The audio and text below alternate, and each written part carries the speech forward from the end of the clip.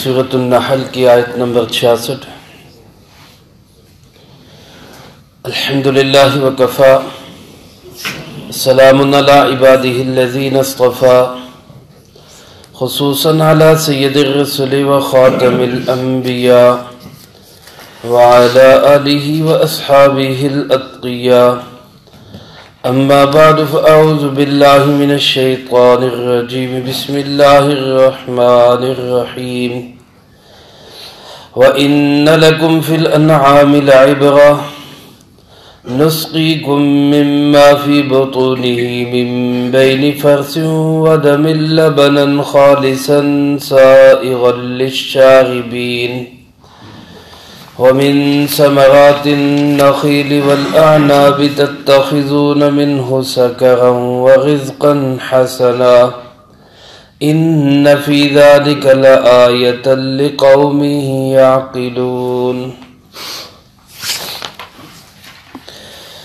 وَإِنَّ لَكُمْ فِي الْأَنْعَامِ لَعِبْرَةً، اور بے شک تمہارے لیے مویشیوں میں بڑی ہی عبرت ہے۔ نسقیکم مما فی بطونہ، ہم پلاتے ہیں تمہیں اس سے جو ان کے پیٹوں میں ہے، من بین فرث و دم، گوبر اور خون کے درمیان سے، لبنا خالصا، خالص دودھ، سائغا للشاربین، جو حلق میں اترنے والا ہے پینے والوں کے، ومن ثمرات النخیل والاعناب، اور کھجور اور انگوروں کے باغات، تتخذون منہ سکرا، جس سے بناتے ہو تم سرکہ، ورزقا حسنا، اور اچھا عمدہ رزق، ان فی ذلک لآیہ، بے شک اس میں نشانی ہے، لقوم یعقلون، اس قوم کے لیے جو عقل رکھتی ہو۔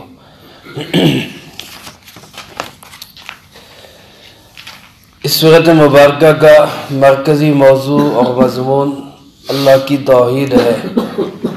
اللہ رب العزت نے اپنی قدرت کے مختلف دلائل، مختلف نشانیاں اور بہت ساری آفاقی، زمینی، انسان کے خود اپنے نفس کے اندر اور بہت ساری دنیا کے اندر پھیلی ہوئی ایسی نشانیاں اس سورۃ مبارکہ میں بیان فرمائی ہیں، جن کو دیکھ کر تھوڑا سا غور و فکر کر کے ایک معمولی عقل سمجھ رکھنے والا انسان وہ بھی یہ سمجھ سکتا ہے کہ اس کائنات کا بنانے والا کوئی ہے اور وہ اکیلا ہے، اور اس سارے نظام کو چلانے والا اکیلا اللہ رب العزت ہے۔ یہاں ان آیات مبارکہ میں اللہ پاک نے دو چیزوں کو اپنی قدرت کی دلیل کے طور پہ پیش کیا۔ ان میں سے ایک جانوروں سے، مویشیوں سے حاصل ہونے والا دودھ ہے، اس کو اللہ پاک نے بطور علامت اور نشانی کے ذکر کیا، اور دوسرا کھجوروں اور انگوروں کے باغات سے بنائے جانے والی دو چیزیں، ایک کو رزق حسن فرمایا، ایک کو سکرا فرمایا۔ ان دو نعمتوں کا ذکر کیا کہ یہ بھی تمہارے لیے اللہ کی قدرت کی نشانیوں میں سے ایک نشانی۔ پہلی آیت مبارکہ میں اللہ پاک ارشاد فرماتے ہیں کہ بے شک تمہارے لیے انعام میں عبرت ہے۔ انعام مویشی جانوروں کو، پالتو جانوروں کو کہا جاتا ہے۔ اسی عنوان سے پیچھے ایک مستقل سورت جس کو سورۃ الانعام کہا جاتا ہے وہ گزر چکی ہے۔ اس میں اللہ پاک نے ان کی 8 قسمیں بیان فرمائی، 8 ازواج، یہ 8 قسم کے ہوتے ہیں۔ اونٹ نر اور مادہ، گائے بھینس نر اور مادہ، بھیڑ نر اور مادہ، اور بکری نر اور مادہ۔ یہ 8 قسم کے جانور جن کو مویشی، انعام اور پالتو جانور کہا جاتا ہے۔ اللہ پاک فرماتے ہیں اس میں تمہارے لیے بڑی ہی عبرت کی چیز ہے۔ عبرت کس کو کہتے ہیں؟ کہ معلوم چیزوں سے سوچ کر، سمجھ کر نامعلوم چیزوں کو حاصل کرنا۔ کچھ ایسی چیزیں جن کا پتہ ہوتا ہے، معلوم ہوتی ہیں، ان کو جانتے ہوئے ان میں غور کر کے نامعلوم چیزوں کو حاصل کرنا۔ جیسے ہمارے ہاں کسی کے ساتھ کوئی واقعہ پیش آ جائے تو لوگ کیا کہتے ہیں کہ بھائی اس سے عبرت حاصل کرو، قوم عاد کو اللہ نے تباہ کیا، اس سے عبرت حاصل کرو، قوم سمود کو اللہ نے تباہ کیا، اس سے عبرت حاصل کرو۔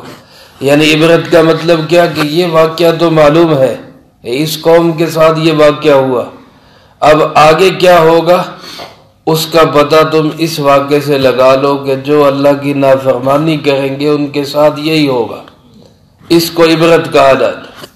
تو اللہ پاک فرماتے ہیں ان جانوروں میں اگر تم غور کرو تو تمہیں بڑی ہی عبرت حاصل ہو جائے، اور ایک بڑی عبرت یہ ہے کہ ان جانوروں کو اللہ پاک نے باوجود طاقت، قوت، قدرت انسان سے زیادہ ہونے کے اللہ نے ان کو انسان کے تابع کر دیا۔ حالانکہ اونٹ میں، گائے میں، بیل میں انسان سے کئی گنا زیادہ طاقت ہے، لیکن وہ اس انسان کے تابع، اس کی خدمت میں لگے ہوئے، اللہ نے ان کو ان کے کام میں لگا دیا۔ تو انسان اسی سے عبرت حاصل کر لے کہ جب انسان اللہ کا نہیں بنتا، جب انسان اللہ رب العزت کی خلافت کے لیے قائم کھڑا نہیں ہوتا تو پھر اللہ اس کو دوسروں کی خدمت پہ لگا دیتا۔ اللہ نے اس کو اپنا خلیفہ بنایا، فرشتوں کو کیا فرمایا؟ انی جاعل فی الارض خلیفہ، میں زمین میں اپنا خلیفہ بنا۔ خلیفہ ہونے کے ناطے ساری کائنات کو اللہ نے اس کی خدمت میں لگا دیا۔ لیکن اب اگر یہی انسان اللہ کی خلافت والے منصب پہ قائم نہ ہو تو پھر اس انسان کا حشر کیا ہوگا کہ یہ دوسروں کی خدمتیں کرتا رہے گا، اللہ والے منصب پہ یہ قائم اور کھڑا نہیں ہو سکتا۔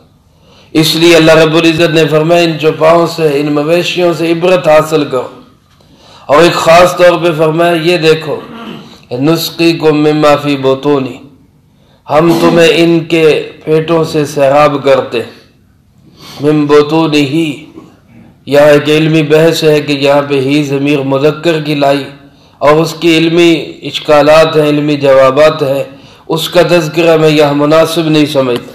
بس اتنی بات ہے کہ اس سے مراد کیا ہے کہ مؤنث جانوروں، مادہ جانوروں کے پیٹ سے اللہ تمہیں سیراب کرتے۔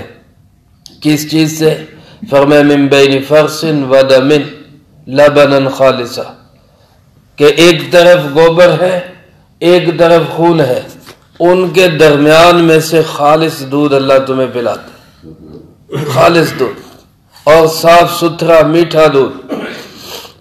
علماء نے لکھا ہے کہ جب جانور چارہ کھاتا ہے، سبز چارہ کھاتا ہے یا کوئی چیز کھاتا ہے تو اس کے معدے میں جاتی ہے، اور معدے میں جا کے جب وہ اپنا کام شروع کرتا ہے تو کچرا، غلاظت، گند مند وہ نیچے رہ جاتا ہے، وہ اس چارے سے دودھ بنا کے اس کو اوپر کر دیتا ہے۔ اس دودھ سے اوپر خون کا ایک چشمہ ہوتا ہے، اوپر خون چل رہا ہے، نیچے درمیان میں دودھ ہے، اس سے نیچے کچرا ہے۔ اب جگر کا کام ہے وہ خون کو خون کی جگہ پہ سپلائی کر دیتا ہے، دودھ کو دودھ کی جگہ پہ سپلائی کر دیتا ہے۔ اللہ نے ایک ملک فیکٹری لگائی ہوئی ہر جانور کے پیٹ کے اندر، فرمایا دیکھو تمہیں اس میں سے خالص دودھ ملتا ہے۔ اب جب تک وہ دودھ اللہ کے خزانوں میں ہے، اللہ کے خزانوں سے جانور کے پیٹ میں آ رہا ہے اور وہاں سے نکل رہا ہے تو تب تک وہ خالص ہے، اور جب وہ انسانوں کے ہاتھوں میں آ جاتا ہے تو پھر پتہ نہیں اس میں کیا کیا چیزیں مل جاتی، وہ ملاوٹ بھی ہو جاتی ہے۔ اس وقت تک اس میں غلاظت بھی کوئی نہیں، صاف ستھرا ہے، پاکیزہ ہے، اور جب انسانوں کے ہاتھوں میں آتا ہے کسی میں گوبر مل گیا، کسی میں کوئی اور چیز مل گئی۔ بعض لوگ صفائی کا خیال ہی نہیں رکھتے، حالانکہ یہ صاف ستھری چیز ہے، اس کی صفائی کا بہت خیال رکھنا چاہیے۔ اور پلایا لبنا خالصا، اور مطالبہ کیا ہے؟ الا للہ الدین الخالص، اللہ کے لیے بھی دین خالص رکھو۔ علماء فرماتے جس طرح دودھ جو ہے وہ خون کی آمیزش سے، گوبر کی آمیزش سے ناپاک اور گندا ہو جاتا ہے، اسی طرح انسان اگر تو اپنے اعمال کے اندر ریاکاری، دکھلاوے، شہرت، نام و نمود کو لے آئے گا تو تیرے اعمال بھی گندے ہو جائیں گے۔ نجس ہو جائیں گے۔ جیسے اللہ نے نجاست اور غلاظت سے پاک دودھ تجھے دیا ہے جو خالص ہے، اسی طرح اللہ کو ریا، شہرت اور نام و نمود سے پاک عبادت دو تاکہ اللہ اس کو اپنی بارگاہ میں قبول فرمائے۔ مطالبہ اللہ کی طرف سے صرف یہی، اور فرمایا دودھ ایسا ہے سائغ للشاربین، جو پینے والوں کے حلق میں اترتا ہے، اس کو چتنا نہیں پڑتا، چبانا نہیں پڑتا، زود ہضم ہے، خود بخود نیچے اترتا ہے، حلق سے نیچے اترتا ہے۔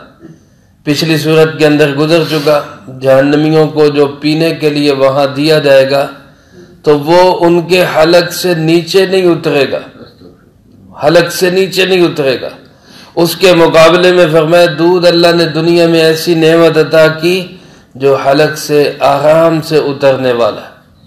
اور جناب نبی پاک صلی اللہ علیہ وسلم نے دودھ کی بڑی تعریف فرمائی، آپ کو خود دودھ بہت پسند تھا، یہ ایک مکمل غذائیت ہے، اس میں کھانے اور پینے دونوں کے مرحلے طے ہو جاتے ہیں، بھوک اور پیاس دونوں مسئلے حل ہوتے ہیں۔ ترمذی شریف میں آتا ہے جناب نبی پاک صلی اللہ علیہ وسلم نے جب بھی کوئی کھانا کھایا یا کوئی چیز کھائی تو یوں دعا کی، اللہم بارک لنا فی واطعمنا خیرا منہ، اے اللہ اس میں برکت نصیب فرما اور ہمیں اس سے بہتر کھانا کھلا، ہمیں اس سے بہتر کھانا کھلا۔ لیکن جب دودھ کی باری آئی تو آپ نے فرمایا اللہم بارک لنا فی وزدنا منہ، اے اللہ ہمارے لیے اس میں برکت دے اور اسی کو اور زیادہ بڑھا دے۔ یہاں نہیں فرمایا کہ اس سے بہتر عطا فرما، کیوں کہ علماء فرماتے ہیں دودھ سے بہتر کوئی غذائیت ہے ہی نہیں، اس لیے جناب نبی پاک صلی اللہ علیہ وسلم نے یہاں فرمایا اسی کو اور بڑھا دے۔ قرآن کریم میں جہاں جنت کی نہروں کا ذکر ہے، وہاں جہاں شراب کی نہروں کا ذکر ہے، پانی کی نہروں کا ذکر ہے، شہد کی نہروں کا ذکر ہے، وہاں اللہ پاک نے یہ ارشاد فرمایا دودھ کی بھی نہریں ہوں گی، دودھ کی بھی نہریں ہوں گی۔ تو میرے بھائیوں، یہ ایک اللہ کی بہت بڑی نعمت ہے، اس نعمت کی ہمیں قدر کرنی چاہیے اور اس کو اچھے سے استعمال کرنا چاہیے۔ آج ہماری نوجوان نسل، بچے بالخصوص، وہ دودھ کے نزدیک نہیں جاتے، دودھ کو پسند نہیں کرتے، تو ان کو پیار سے، محبت سے ترغیب دے کر دودھ پلانا چاہیے۔ یہ بہت بڑی صحت کے لیے بہت بڑی چیز ہے۔ اللہ پاک نے اس نعمت کا ذکر کیا۔ اس کے بعد فرمایا وَمِن ثمرات النخیل والأعناب، کھجوروں اور انگوروں کے باغات۔ ایک تو باغ پیدا کرنا، پھل لگانا اللہ کی نعمت ہے، اس سے اگلی نعمت اللہ نے تمہیں یہ صلاحیت دی ہے، یہ عقل دی ہے کہ تم اس سے مختلف چیزیں بناتے ہو۔ تتخذون منہ سکرا ورزقا حسنا، تم اس سے سکر بناتے ہو اور اچھا رزق بناتے ہو۔ بعض علماء نے لکھا ہے، حضرت عبداللہ ابن عباس رضی اللہ تعالیٰ عنہ نے بھی ارشاد فرمایا کہ سکر مختلف زبانوں کے اندر سرکے کو کہا جاتا ہے، کہ تم اس سے سرکہ بناتے ہو اور اچھا رزق بناتے ہو۔ بعض مفسرین نے فرمایا کہ سکر جو ہے یہ نشہ آور چیز کے معنی میں ہے، کہ تم اس سے نشے کی چیزیں بھی بناتے ہو اور رزق حسن بھی بناتے ہو۔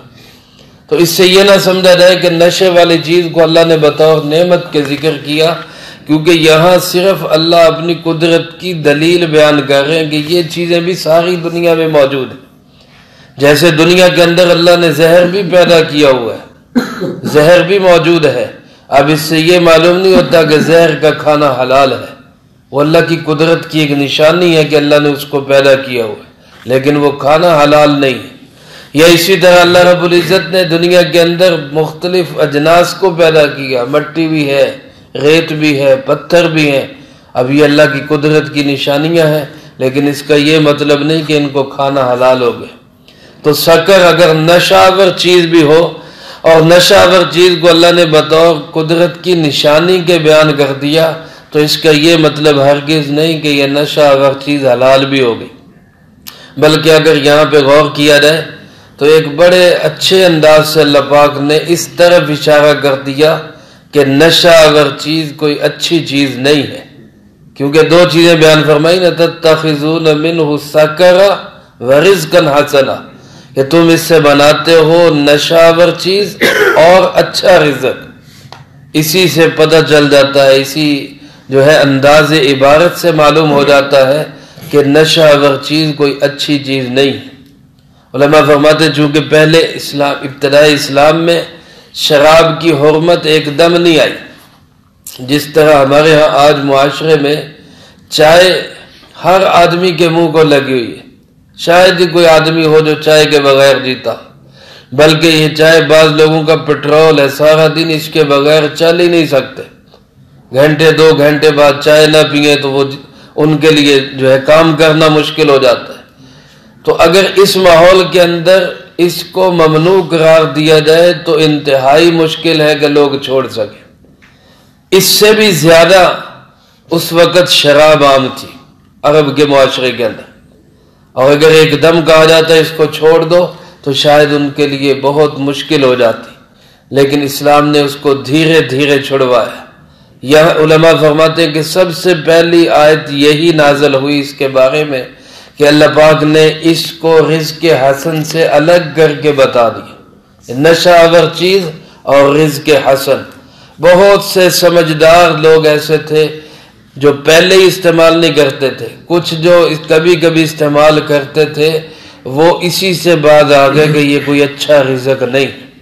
پھر اس کے بعد اللہ پاک نے مرحلہ وار تدریجاً آہستہ آہستہ شراب کی حرمت نازل کی، تا کہ یہ فرما دیا کہ اب بالکل اس کا استعمال ممنوع اور حرام۔ لیکن میرے دوستو اس سے یہ نہیں کوئی کہہ سکتا کہ اگر آج شراب جاری کر دی جائے اور پھر آہستہ آہستہ حرام کر دی جائے، یہ بہت غلط بات ہے۔ بعض لوگ اسلام کی ابتدائی چیزوں کو لے کر کہہ دیتے ہیں کہ جناب وہاں بھی تو یہ تھا تو اب بھی یہ ہو جانا چاہیے۔ اب دین مکمل ہو گیا، اب ہمارا فرض اس دین پہ عمل کرنا ہے جو جناب نبی پاک صلی اللہ علیہ وسلم نے تکمیل کے بعد جاری کر دی۔ آج کل لوگ جو ہے یہودیوں کے ساتھ اچھے تعلقات بنانے کے متعلق دلائل دے رہے، اور وہ دلائل وہ دے رہے ہیں جو اسلام کے ابتدائی دور کے تھے، جو آپ صلی اللہ علیہ وسلم نے مدینہ منورہ میں آتے ہی یہودیوں کے ساتھ معاہدے کیے اپنے قدم جمانے کے لیے۔ اب ان کو لے کر دلائل دے رہے ہیں کہ جی ہمیں اب بھی یہودیوں کے ساتھ نرم گوشہ رکھنا چاہیے، حالانکہ آپ کی آخری تعلیمات کیا تھی؟ اخرج الیہود والنصارى من جزیرۃ العرب، یہودیوں کو عیسائیوں کو پورے عرب کے جزیرے سے باہر نکال، ان کو یہاں ٹکنے نہ دو۔ اور آپ نے آخری کلمات جو ارشاد فرمائے ان میں یہ بھی کلمات ملتے ہیں، لعن اللہ الیہود والنصارى اتخذوا قبور انبیائہم مساجد، اللہ کی لعنت ہو یہودیوں عیسائیوں پر، انہوں نے پہلے بزرگوں کی قبروں کو سجدے گاہ بنا لیا تھا۔ اللہ کے محبوب نے ان پہ لعنتیں فرمائی، تو کیسے ان کے ساتھ تعلقات بنائے جا سکتے؟ تو یہاں بھی کوئی شخص یہ کہنا شروع کر دے کہ جی ابتدائی اسلام میں بھی تو شراب کی اجازت تھی، لہذا آج بھی تھوڑی بہت اجازت ہونی چاہیے، بعد میں ایسا ایسا چھوڑ دیں گے، تو یہ ایک انتہائی بھونڈی دلیل ہوگی، ایک عذر لنگ ہوگا۔ اسلام نے اب اس کو ممنوع اور حرام قرار دے دیا، اب یہ حرام ہے، اس کا ایک گھونٹ بھی حرام ہے، ایک جزکی بھی اس کی حرام ہے۔ تو اللہ پاک ارشاد فرماتے ہیں کہ تم اس سے نشاور چیزیں بناتے ہو، رزق حسن بناتے ہو، مختلف ڈشز بناتے ہو، مختلف قسم کے کھانے بناتے ہو، انگوروں سے کھجوروں سے مختلف چیزیں بناتے ہو، یہ سب اللہ کی قدرت کے دلائل اور نشانیاں۔ فرمایا اگر اس میں غور کرو، ان فی ذلک لآیہ لقوم یعقلون، اگر تھوڑا سا غور کرو، عقل رکھتے ہو تو تمہیں یہ بات اچھی طرح سمجھ آ جائے گی کہ ان سارے پھلوں کے اندر مختلف ذائقے پیدا کرنے والا کون ہے؟ اللہ۔ ایک کھجور ہے، زمین سے اس کا تنا شروع ہوتا ہے، جڑیں شروع ہوتی ہیں، اور کتنی بلندی پہ، بعض کھجوریں 100 فٹ سے بھی اونچی ہوتی، اور وہاں تک ان کے آخری پتے تک پانی پہنچانے والا کون ہے؟ اللہ۔ ان کے اندر رنگ بھرنے والا، ذائقے بھرنے والا، مختلف شکلیں اور ڈیزائن بنانے والا۔ کھجوروں کی کتنی قسمیں، کلمہ کھجور ہے، اجوا کھجور ہے، فلاں کھجور ہے، اور کوئی چھوٹی ہے، کوئی بڑی ہے، کوئی موٹی ہے، کوئی کالی ہے، کوئی براؤن ہے، یہ مختلف رنگتیں بنانے والا، رنگ بھرنے والا کون ہے؟ اللہ۔ فرمایا اگر تم غور کرو، عقل رکھتے ہو تو تمہیں یہ سمجھ آئے گی کہ ان ساری نشانیوں کا پیدا کرنے والا اکیلا اللہ رب العزت ہے۔ اللہ ہم سب کو اپنی قدرت کے دلائل سے اپنی ذات تک پہنچنے کی توفیق نصیب فرمائے۔ اللہم لک الحمد کما ینبغی لجلال وجہک وعظیم سلطانک، اللہم لا احصی ثناء علیک انت کما اثنیت علی نفسک، اللہم لک الحمد کما انت اہلہ، صلی علی محمد کما انت اہلہ، وافعل بنا ما انت اہلہ، فإنک اہل التقوی واہل المغفرہ۔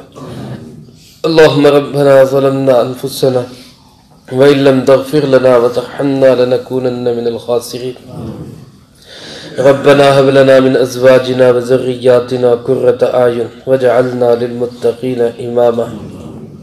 اللهم أحسن عاقبتنا في الأمور كلها وأجرنا من خزي الدنيا وعذاب الآخرة، اللهم أحسن عاقبتنا في الأمور كلها وأجرنا من خزي الدنيا وعذاب الآخرة، اللهم إنا نجعلك في نحورهم ونعوذ بك من شرورهم، اللهم استر عوراتنا وآمن روعاتنا، اللهم ربنا تقبل منا إنك أنت السميع العليم وتب علينا إنك أنت التواب الرحيم، صلى الله على النبي الكريم وعلى آله وأصحابه أجمعين برحمتك يا أرحم۔